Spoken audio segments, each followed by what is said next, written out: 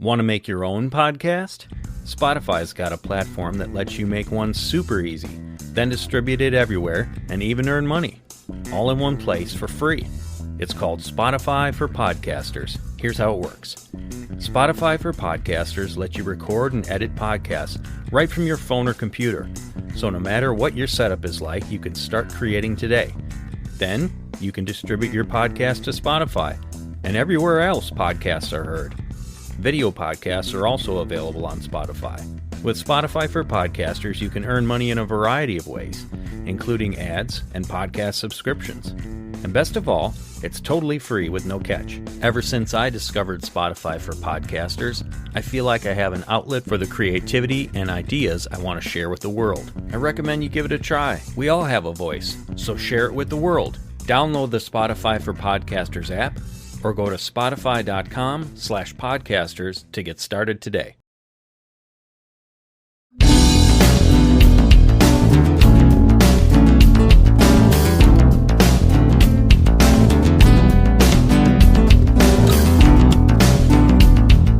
Starts on the Disney thing, and they make light of this innocent interaction between the devil and a human, but it's took place in Genesis 6. It's been messed with. The DNA, the enemy has been messing with that stuff, from time began and to present day. So, and what is it? And Jesus said, as it was in the days of Noah, so it shall be before his return.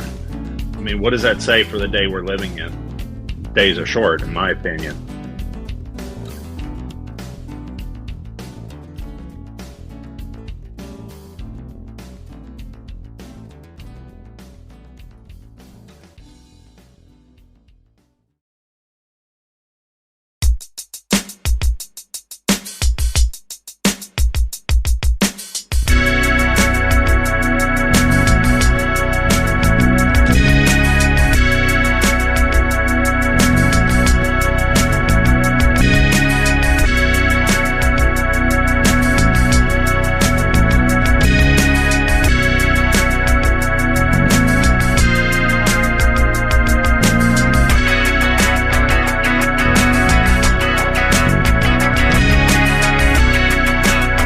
Welcome to the Days of Noah podcast, where we talk all things biblical, supernatural, and strange. This week we're going to introduce a review of a video by William Schnoeblen. And if you're not familiar with him, check out his YouTube channel. We'll make sure to put a link to that in the description of the show. But Bill has an incredible testimony of just a life of going through so many different religions, some quite dark, even Satanism, before he came to Christ and discovered the truth. And we're not going to dive deep into his testimony just yet on this show, but we are going to review a recent video that he posted about a satanic-themed Disney show. It touches on just how normalizing they're trying to make the same types of acts that were done in Genesis 6. Angels mating with human women. And this same thing continues to this day. And this show that Disney has created is no exception. It talks about the very same themes continuing on. And this, once again, ties into the same exact things that happened in Genesis 6. And it's why we call the show The Days of Noah, because these things are resurging. These things are coming back.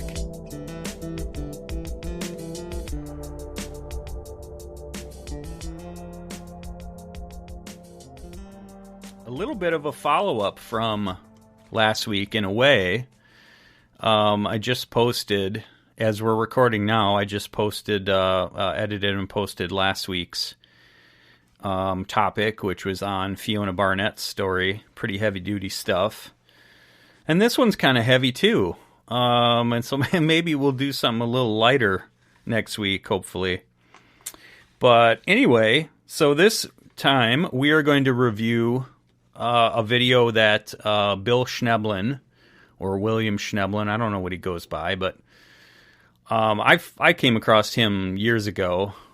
I don't know how I found it, but found a video of him, old video from like the 80s or 90s, on this show called Prophecy Club. You guys ever heard of that? Yep, I'm familiar with them. Are you? Okay, cool. I think they're still around. Are they? Yeah. It looks kind of cheesy when you look at it, the old ones, but they've had some really good guests over the years, and Bill was one of them, and he was talking about his life story, which I highly recommend checking out. I couldn't find that exact video, but I found he actually did like a 9-part series of his whole testimony. He sat down with this lady. That'd be interesting. Yeah, so I'm going to post a link to that with this episode. Because he kind of referenced it in this video that we're going to discuss, kind of his history, that he came from the really heavy, dark occult practices. Yes. And his testimony would be really good to check out or even discuss. And yes, and I'm trying to get a hold of him still. I don't know what platform he keeps in touch with on like social media or whatever. Looks like he does not keep in contact on Facebook or Messenger, but he does have a website with One Accord Ministries. So I reached out to him there. But yeah, today we're going to talk about one of his more recent video posts on YouTube about Disney. And this one has to do with a pretty satanic themed show that Disney is coming out with or came out with recently. And it's right up our alley. I was almost cheering when like 5-10 minutes in, Bill brings up Genesis 6. I'm like, right on, because that's exactly what it all ties into. So, without getting too much ahead of myself, so one of the things Bill starts out with is, just children being under attack, and he quotes Jesus talking about, if you would cause one of these little ones to stumble, or if you were to offend one of these little ones, it'd be better if you were, thrown into the ocean with a stone around your neck, or you never would be born. And that's one of the things that is a theme to his video is, protecting the innocence of children, and how this company, Disney, used to be like this, innocent, family-friendly kind of organization that you could trust. You could sit your kid down and they could watch a Disney film and you'd feel okay about it for the most part, even though Bill references, some things even from the early days that were not so good. But again, this isn't going to be like a deep dive on Disney today by any means. We could spend a lot of time on that. But why don't I just kind of open it up? What are your guys' initial thoughts of kind of what you pulled from what Bill was talking about? So it kind of made me think of the werewolf vampire series that came out some years ago that were popular among the teenage.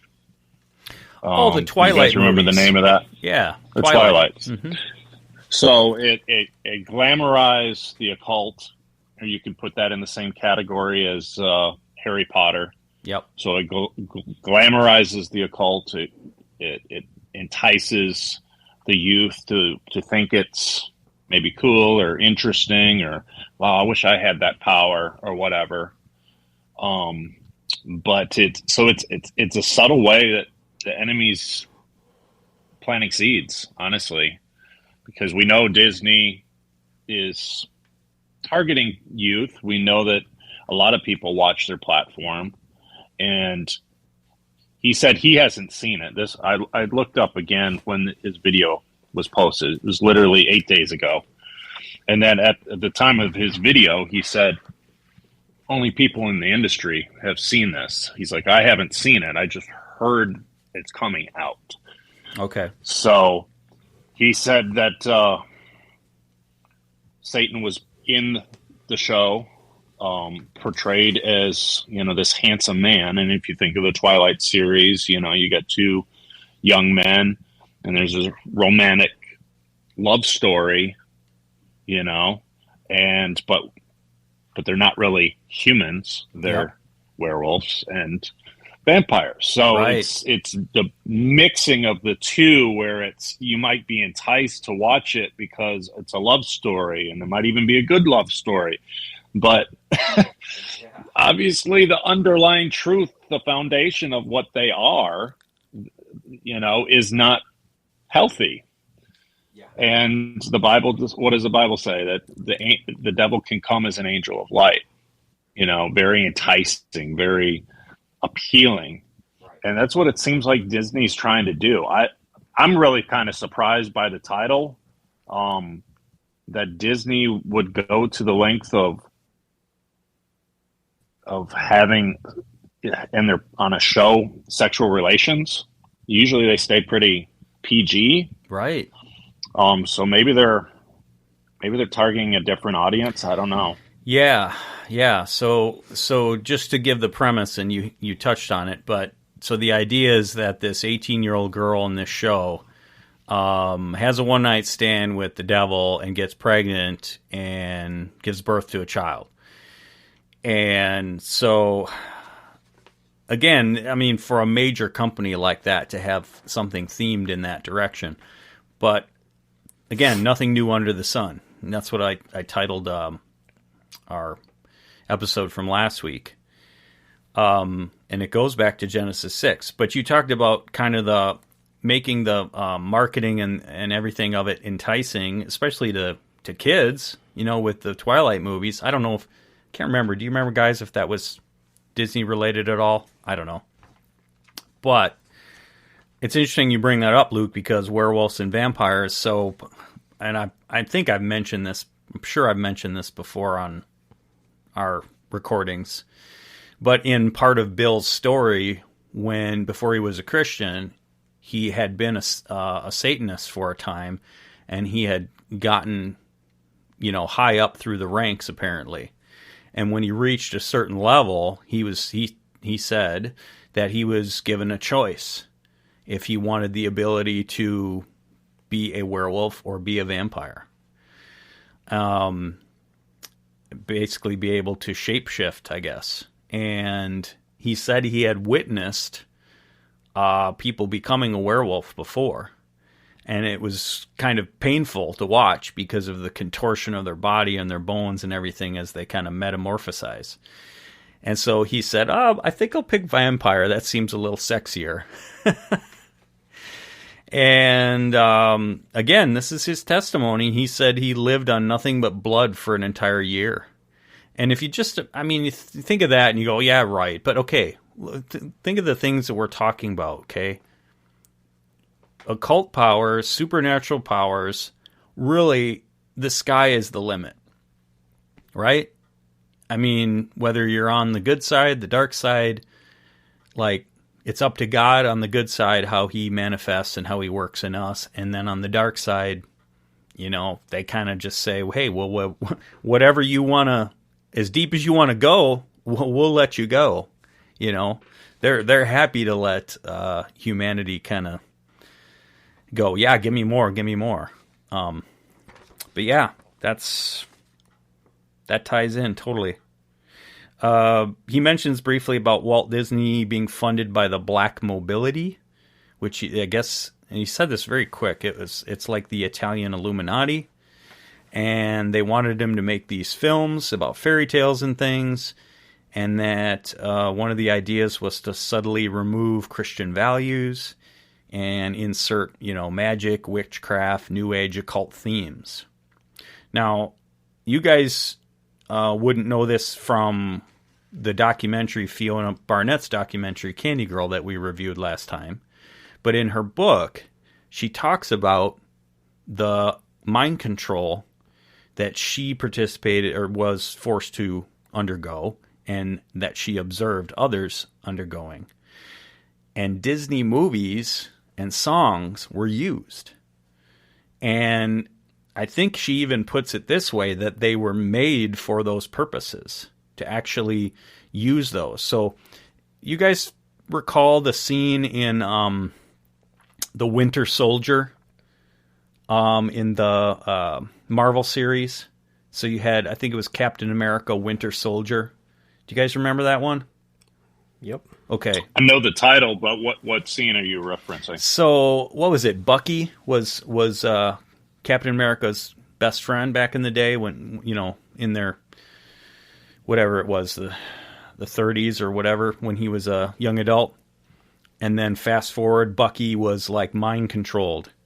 And you remember they had like those trigger words, right? And they would say all these words, and once he got to the end of the pattern, then that like switched on a different part of his dissociative mind. So it was Fiona talks about. I really don't remember that. You remember that part? Oh, you got to watch Winter Soldier again. Yeah. It was the little red book that he read out of. Yeah, it had the codes. Right. So anyway, that just reminded me of what Fiona was talking about with that these Disney movies that are actually used for programming. She talks in her book, Eyes Wide Open is the name of the book, about some of the what am I trying to say?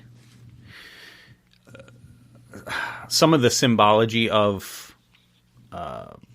the different colors that are used, the different scenes, like Alice in Wonderland, and just how all of these had different meanings that were used. I don't necessarily need to park there too long, but yeah. But you're showing some parallel that the programming that was taking place with her testimony, it's being shown in film, and almost. I mean, you could almost look at Jason Bourne and those type of films as well. There's this super soldier spy.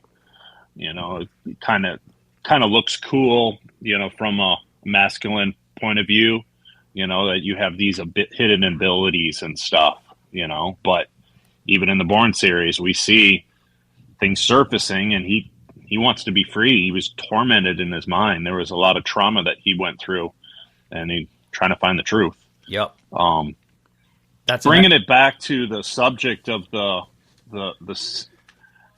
series. So I looked it up again. So it's named Pauline. Yeah. It's a new German Disney Plus original, which I don't know if it's going to be released to the U.S. We do have in our family the bundle that Verizon pays for. So I looked on Hulu, I looked on Disney Plus, and I don't see it in the search engine that it's available. But like I said, the YouTube that we're referencing, he said he doesn't think it's out yet as of 8 days ago. Maybe it's a German market thing. And maybe it's a German market only. I don't know. Yeah. Interesting. But I know one thing that Disney Plus did do, and maybe it's because they've got some of these more rated R. You talked about the Marvel, one of the newer, relatively new, the X-Men series, Wolverine. That was a lot of cussing, rated R. It was very, very dark. Mm-hmm. Definitely not for kids.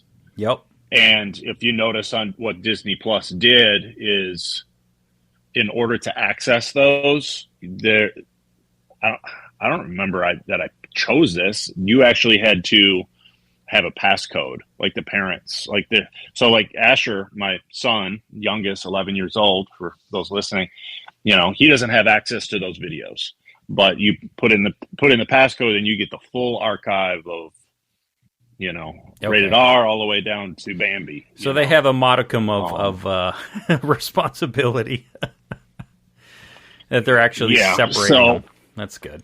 So I'm guessing that this series is not going to be targeting necessarily the kid market that he was warning against. It's definitely appears to be more in the Twilight vein. It's targeting teenagers, adolescents, supposedly a love story, and there's a one-night stand. So I just wanted to give a little more detail on on that show. Yeah, thank you. No, that's good. And who knows? For all we know, it could be like a PG-13 and up kind of thing. You know, I mean, if any of you Right. guys have watched anything PG-13 the last 10, 20 years, you can have themes that are darker and more evil in that rating than a rated R film, because they don't rate on a theme. They rate on, did it hit these letter of the law, you know, bullet points? How many F words, how many this and that, how much skin is being shown. So yeah, they can fly under the radar. The cussing. Right. And have the worst, you know, kind of scenes, or I'm sorry, the worst kind of themes imaginable, just horrible messaging. If I can just briefly rant, do not see the Spielberg life story, whatever, The Fabelmans. Absolutely awful. Disgusting. It is the total bait and switch, okay? You watch the trailer and it's like, oh, wow, this family that, you know, one side of the family is creative and expressive and the other side is very rigid and practical, and all this child wants to do is make movies, and it just sounds very charming, very family movie, right? Well, the first half hour, whatever, so is fine, and then there's just some stuff in there that is mocking God and just awful. Awful. We shut it off, didn't even finish it. So anyway, that's my little rant on that one. Yeah, I'm not even familiar with that one, but kind of what we were talking about, and even that can pass in a PG-13, and I brought it up to you guys yesterday, is the movie Taken. So it's very dark subject matter of human trafficking, particularly teenage girls, and the virgin in the film, of the daughter of the main character. She went for a premium price, last at the auction, you know, to this underground elite, you know, human trafficking trade. But that's a PG-13 movie. And so there might not, it had the violence, but it wasn't the blood. It had the theme in it, or the very serious theme, which even we've been talking about it the last few weeks, Sound of Music, that's coming out in a month. It's in that genre of, say that again. Based on a true story. Sound of Freedom. Sound of Freedom. There we go. Yeah. You said sound. You said sound. You said Sound of Music. I didn't say music. You did. Rewind it. I'll cut it out. Music. No, you'll have to leave that in. I'll leave it in. That's good stuff. I do like the Sound of Music. You do? I don't know. But, I won't see that. I won't see that. I won't see Grease. Grease. That's part of our roots. We're I can't German and Austrian background. And okay. It's filmed in the Austrian Alps. All right. And it's going against the Nazis. Okay. All right. Maybe there's something there. I just Plus, it's a nice love story, not one that's marrying the devil or wow. We're like a whole. We're like that's true. You know, you're making some good points, Luke. Here, you might actually get me to watch a musical. It's a great movie. You might get me to watch a musical. I liked West Side Story. Yes. Come on, there's some good musicals. I liked West Side Story. That was good. Fiddler on the Roof. Yeah, we saw the play. If I was a rich man, don't make me sing. One thing I couldn't do, I couldn't finish Chicago. You know what popped into my head? You ever seen that Saturday Night Live? Where, don't make me beg. Don't make me sing. You're twisting my arm. Remember the female lead? What was that? You'll have to look it up. I'll have to look that. I don't remember that one. All right, I'll sing. All right. Nobody at the party is wanting her to sing at all. Okay, I have to look that up. No, you're making me think of Bill Murray doing his little shtick. In the year 25, if anyone is still alive. Or we really didn't want a sing on this show. Oh man, we were going off the rails. Sound of Freedom, Sound of Freedom, not music, coming out next month. I believe it's going to be PG-13. It's definitely dealing with the darker human trafficking issue, you know. But it's a true story, totally a true story, and he the people talking about it, including the lead Jim, is put it in the category of Taken. So, Yeah, so there's some good ones out there. Yeah. It's just, I don't know, kind of sidebar dealing with ratings of movies and shows and stuff. And yeah, as a parent, you really just need to maybe almost watch the stuff before you sit down with the family. You do. Jen likes to go to, what is the parent rating or whatever website, and it gives you the synopsis. It says, okay, it's got this many of this word, it's got this, adult humor. It gives you the whole breakdown. You can go, oh, okay, that's not a big deal. Right. Oh, okay, I can talk to my kid about that. And man, when it came to like the Fablemans, I just saw that trailer and it looked like a family movie. So stay away from that one. Okay. On that genre, have you came across, not genre, whatever the title is, on that subject, Genre? VidAngel? You ever heard of the company VidAngel? VidAngel. So you can pay for their you can pay for their service, filled movie and you can edit those out right through their service. And you can get the punchline, you can get the story, you can get the meat and potatoes of the film without all the garbage. I remember hearing a service like that. We'll block that stuff. Right.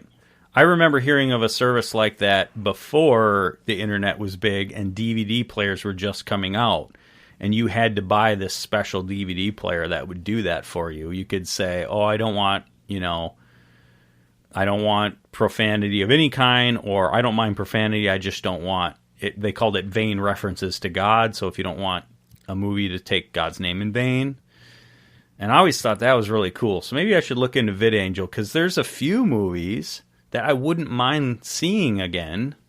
Like, this whole show is becoming about movies. Romancing the Stone. You remember that? Remember Romancing the Stone from the 80s? Danny DeVito, Michael Douglas, Kathleen Turner, right? Remember that, Luke? Yeah, of course. Great movie, but it's got what stood out to you as being in that movie? It's got like 150 GDs in it, so I won't. Does it? Yeah, oh. So I won't watch it again. And it's. I don't think I've ever even said this around my daughter, but she said it, and I'm like, right on, and I give her a high five because I've said it 100 times. I would rather watch a rated R with 100 F-bombs than a PG-13 with 100 GDs, because that's what they put in PG-13s because they can get away with it. Oh. Right? Because of the rating system. Yeah. Anyway, wow, we're going on a whole rant about this. Let me bring it back. Okay, you mentioned the Bourne Identity. In Fiona Barnett's book, she talks about the Jason Project. This is a real thing, and that's what the Bourne Identity is based on. So that whole thing you were talking about, Luke, with the training and the Manchurian Candidate, mind control, super soldier. Super soldier. Yup. That's all real stuff. Okay. So getting back to reviewing Mr. Bill Schnoeblen and Disney here. So Bill talks about, he has a story, and maybe, Don, you haven't said much yet. Maybe you can mention a little bit about this. So Bill talks about a movie he watched about leprechauns when he was a kid. What was that movie? It was Darby O'Gill and the Little People. Okay. What do you remember about that? Oh, that's right. He said it was a Disney movie that caught him off guard as a youth. Yeah. That gave him a lot of nightmares. Yes. You know what he said? Yeah. What do you remember about that, Don? I remember a couple of scenes from it, but when he mentioned the Banshee scene, I completely remember that like it was yesterday when I saw it. Wow. For me personally, that scene did not bother me. Okay. Because by then I had seen The Exorcist. And quite frankly, that movie could just disappear off the face of the planet, and I think could be a better place for we'd be in a better place. But I guess what he was getting at is the scene comes up so fast that a parent would not have any time to stop their child from seeing it. And then he mentioned that he had nightmares for quite some time.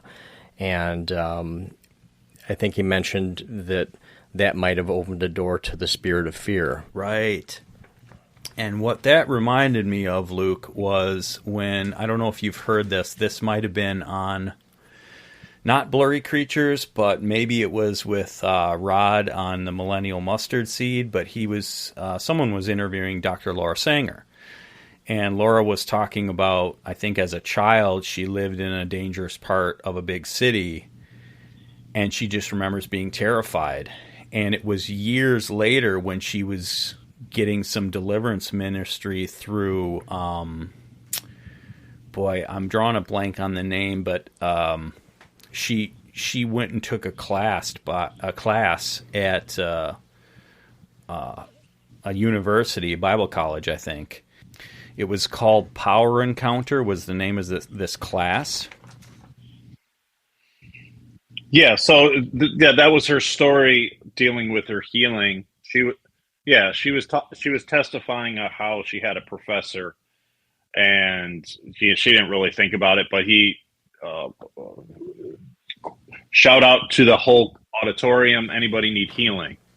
Yes, and Charles Kraft. She got prayed for. She got healed, and then she ended up was so inspired by this professor, man of God. It's like, any classes he has, I'm going to sign up for. Yes, and that's the Power Encounter was the class that she signed up, separate from the first encounter. That's right. Okay, there you go. And so she said that spirit of fear that had to be dealt with spiritually happened in those instances where she was terrified in this big city.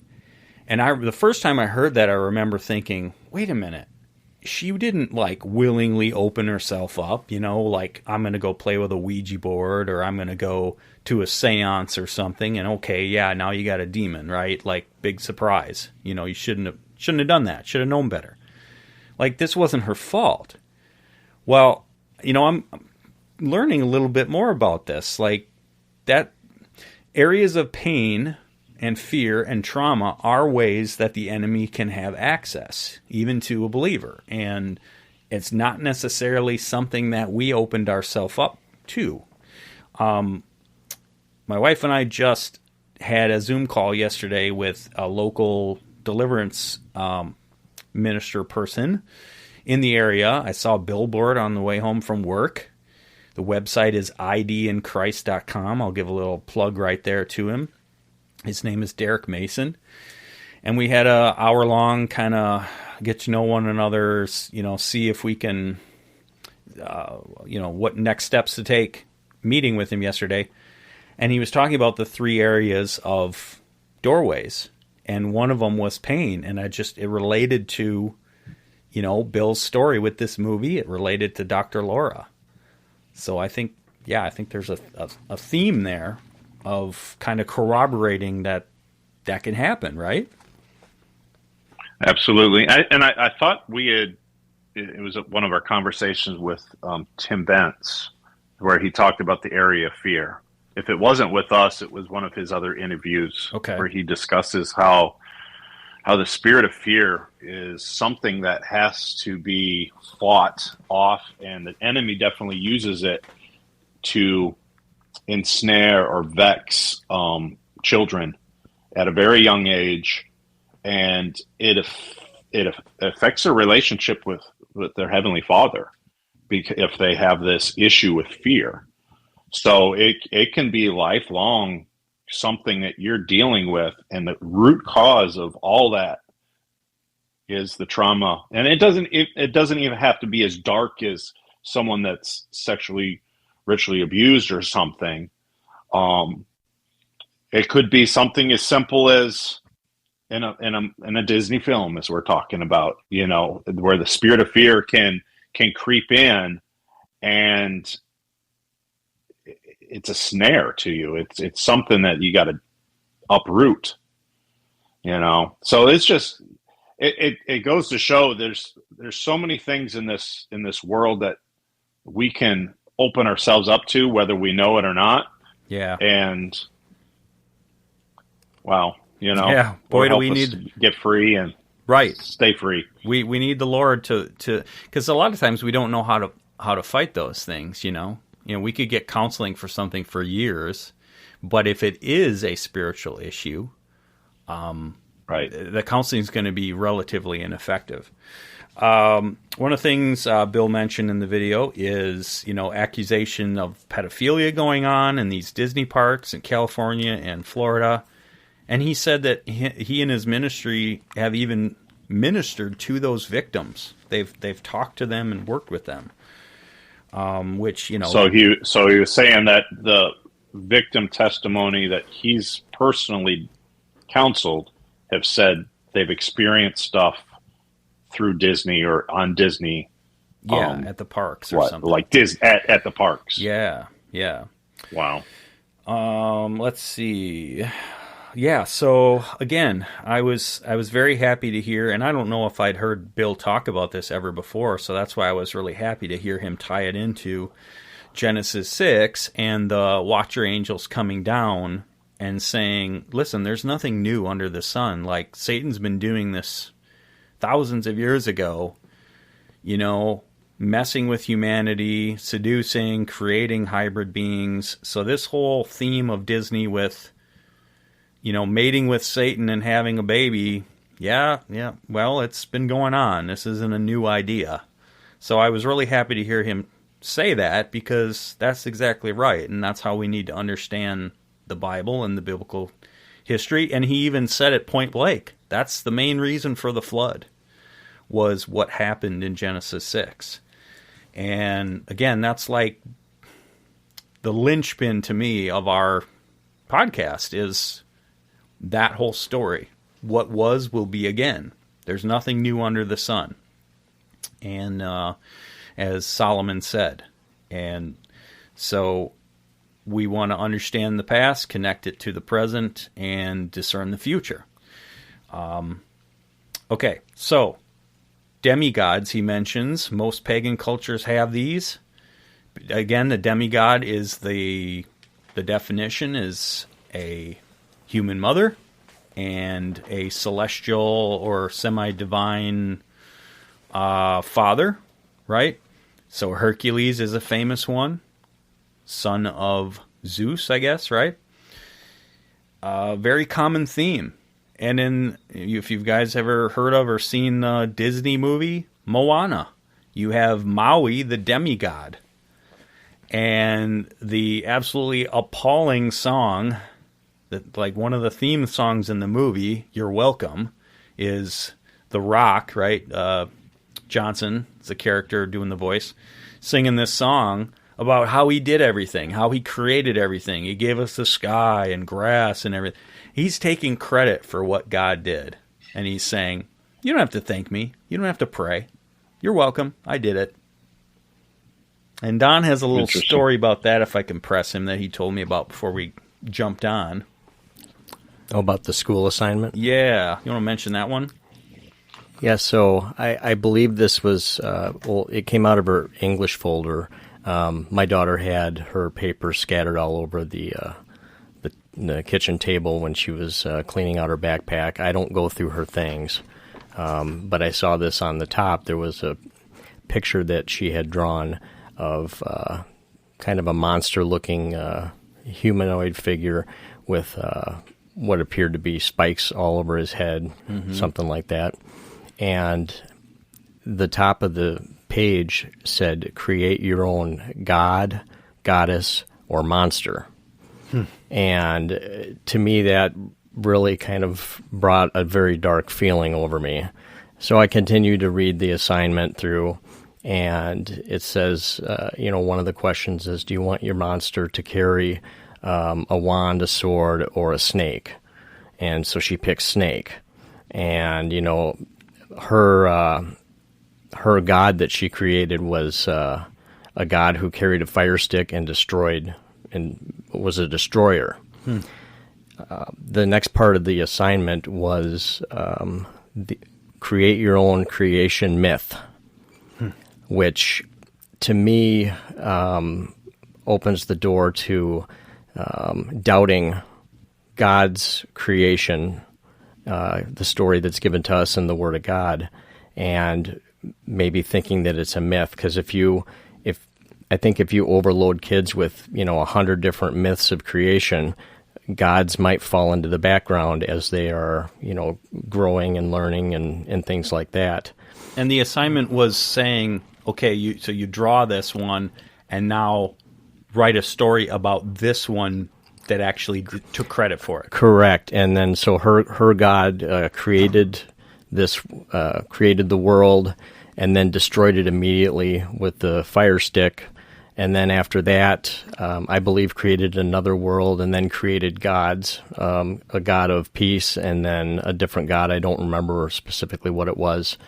And then, hence the battle between, the good and the evil, I guess, something like that. But it was very, I'm looking for a word. It was appalling, shocking.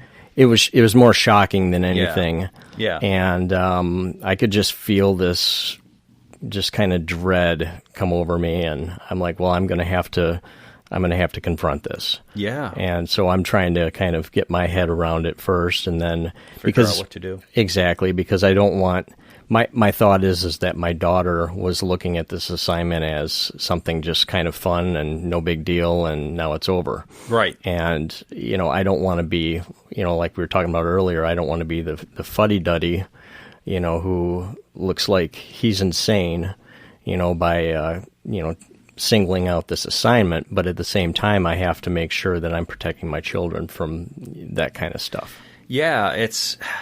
Yeah, on the one hand, you go, oh, it's just a creative assignment, but on the other hand, it's like, this is a very serious theme, and it's also, again, it's not new. This is a theme from the beginning. I mean, all the, Babylonian, Ugaritic, Sumerian, I mean, guys like the late Michael Heiser or Gary Wayne could tell it much better. But all of these different creation stories, having demigods as the heroes, taking credit for it, even the whole, Luciferian worship, Freemasonry, he's the good God, right? The biblical God is the evil God. So everything's flipped around. So to see that in your own school, your own kid's school, is like, wow. But yeah, maybe that's why, why we're seeing that is because things like Disney are pushing these themes. So why wouldn't a teacher either come up with that idea on their own or have it in a textbook as a creative assignment? And Bill says, we're definitely in the last days. We're seeing these things play out. We're seeing the same things occur. And Luke, I thought this was really interesting how you mentioned on our recording last week about some testimony you heard about like higher ups in, government or politics or whatever, the power centers of the world, as being actual hybrids that walk among us. And Bill mentions that. He says, if I were a betting man, I would put money on it that the people we see on TV in politics and Hollywood, entertainment, that sort of thing, economic leaders, are Nephilim related, or if not exact, or if not actually hybrid beings. Right. So yeah, he does touch on it in that video where he's talks about Genesis 6 and the hybrids that were created, and he didn't touch on it, but it goes back to, really, in my mind, a recent origin would be Nazi Germany and the Ubermensch and the DNA manipulation that they were working on. So the enemy has definitely been busy sowing the tares in the midst with the wheat. And as the late Russ Dizdar would say, we're at the point where fifth generation hybrids of well, not just the hybrids, but those that have been victimized through this process. And I'm reminded also of I think his name is Dr. David Jacobs. Yeah, he's a PhD who did the research on the UFO phenomenon. So his first book that he came out with is called Walking Among Us. And it was testified, that the offspring of this manipulation, this genetic manipulation, were growing up, and they could pass. Like maybe the first generations couldn't pass for humans, but the current generations could. Wasn't there something to do with the black-eyed children as kind of getting closer to passing for fully human? Didn't L.A. Marzulli talk about that, or do you know anything about that? It might have been just a theory. Okay, I don't know that. I can't remember that exact statement, but that might have been a theory of why you were seeing some humanoid-looking creatures, black-eyed children, whatever, that didn't pass the glance test. They would stand out. You know what I'm saying? And I remember I'd have to dig because I got so many different resources kind of on this subject. There was actually some pictures that somebody had shared. This was several survivors that were sharing photos of what these hybrids look like. And they were perfect. They were blameless. They were the best looking man and the best, most gorgeous woman, and different complexions from light to dark and they're in between. But yet they weren't fully human. Wow. So I'm in the process of going through David Jacobs' second book called The Threat. And I know this is kind of a rabbit trail dealing with the UFO stuff, but it's almost like two different tactics the enemy's using. There's the sexual ritualistic abuse and, the whole, it seems to me exactly Genesis 6 type stuff taking place. But then what is this UFO stuff going on? And them taking eggs and taking sperm and doing it's almost like science experiments. Yeah, and then re-abducting and 3 months later and saying, "Look at these are your children." Yeah, it's some of the testimonies. I think we might have talked about it once before. There's a great interview, L.A. Marzulli and Tim Abarino. It's on YouTube. I think it's on Tim Abarino's platform, where they're going through the Pentagon report. So this is the government's report on UFOs, and it's in their document that it is discussed that they're admitting there was pregnancies, and they're admitting the pregnancies are done, or the childs are gone. So it's like they don't go any further into it. Okay. But for anyone that's paying attention, it's like, where'd the child go? Right. I think you've mentioned that before. Maybe that's a good fodder for next week's show. We can check out. That's on YouTube, you said? We can check that out and discuss that one, huh? Yeah. It's the two of them discussing the Pentagon report. It's about 45 minutes long. Okay. But I know that I'm forgetting his name. The whole YouTube video that we're discussing today. William is his name. William or Bill Schnoeblen. Yeah. Yeah. So he definitely he starts on the Disney thing, and it makes light, or they make light of this innocent interaction between the devil and a human, but it's took place in Genesis 6. It's been messed with. The DNA, the enemy has been messing with that stuff through from time began and to present day. Right. So, and what is it? And Jesus said, as it was in the days of Noah, so it shall be before his return. So I mean, what does that say for the day we're living in? Yeah. You know, well, days are short, in my opinion. Not that it's the most original, but that's because there's a lot of people, if you Google it, the title of our show, there's a lot of things that'll come up besides our podcast that people have done projects or called it similar things. But that's why we called it that, because we want to be watchmen to, you know, what has been, what will be. So just kind of wrapping up on reviewing this video from Bill Schnoeblen, he mentioned that on 6/6 of 1966, people informed him, people he trusts informed him that Satan tried to give birth to the antichrist. So there was a, you know, and I've heard of this too, where, you know, they'll time things around the world and they'll have ritual sex in order to conceive at the same time as other things are going on around the world. Other ceremonies are going on in SRA. So apparently they tried to do that in 66, and he said, I guess Christians found out about it and prayed against it and stopped it.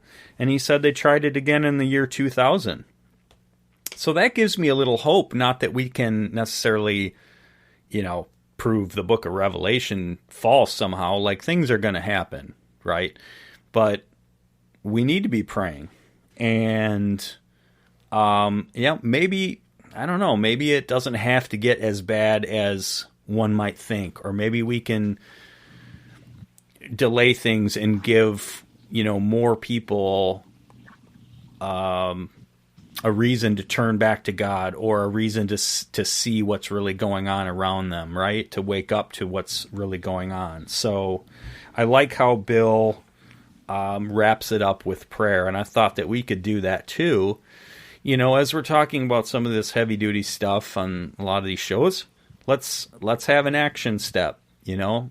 So if you are, you know, someone who calls yourself a child of God, a follower of Christ, I just invite you guys to pray with us. So we're going to kind of go through a little bit of the list that Bill puts in the video. So just join us in praying, because there are battles that happen in the heavenlies in places we can't see when we pray, and we kind of think, oh yeah, you know, say your prayers before bedtime or for a meal, and it becomes very rote and methodical, but in faith there's power in that. So let's pray. Dear God, we ask that you would come against in power the anti-Messiah, antichrist spirit in the world, the spirit of confusion, a perverse spirit that's going out through companies like Disney, a spirit of witchcraft, of whoredoms, and of legion, and also of confusion. And we see that with, you know, again, the whole trans issue.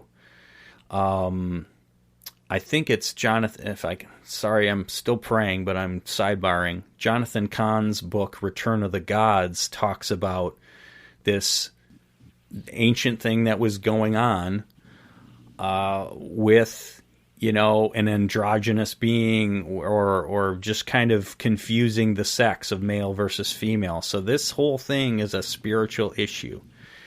So God, we come to you and ask for you to work, especially in our country, in the United States, but around the world, to push back the agenda of the enemy, to close down doorways where the enemy has had access, to be able to shine the light in the darkness. And as we said last week, Lord, the darkness can only survive as long as the light isn't there. And so we want to shine the light where you need it to shine, and pray that you would do battle in the heavenlies, in the places of the power centers of the world, and in the spirit realm, to take back territory and wake up your children to the things that are going on, to understand their Bible, to understand Genesis 6 and how it all ties in.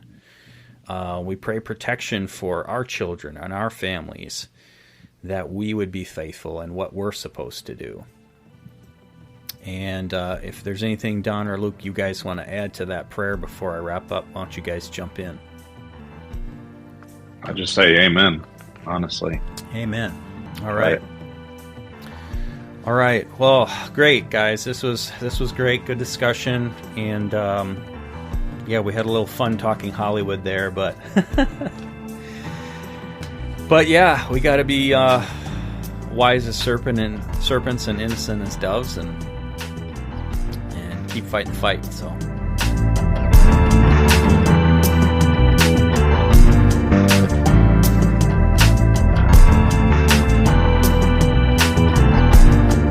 You've been listening to the Days of Noah podcast. Thanks again for tuning in this week. If you've enjoyed this show, please remember to like, share, follow, and subscribe on your favorite podcast platform. Tell your family and friends about our work. We appreciate anything you can do to help spread the word about the Days of Noah podcast and help grow the channel. Remember also to leave a 5-star review, or even just click 5 stars. That helps to get the show out to more people. And as always, tune in next week. Take care and God bless.